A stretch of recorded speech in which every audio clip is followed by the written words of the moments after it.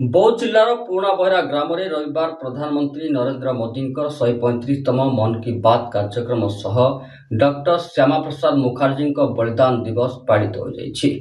BJP बहिरा मंडल पक्षर आयोजित यह कार्यक्रम में कंटामाल विधायक कन्हैचरण डांग मुख्य अतिथि भाव जोगदे डॉक्टर मुखर्जी जीवन और अवदान पर आलोकपात करथिले।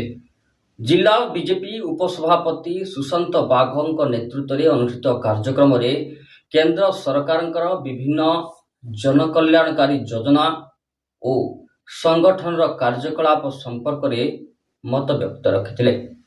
यही अवसर में शिक्षाविद गंडाराम साहू को कंटामाल विधायक श्री डांग केंद्र और राज्य सरकार विकास मूलक 2 गोटी पुस्तक दे सम्मानित करा बेले शताधिक कर्मी और साधारण लोक यह कार्यक्रम में उपस्थित रही मन की बात कार्यक्रम सीधा प्रसारण देखिथिले।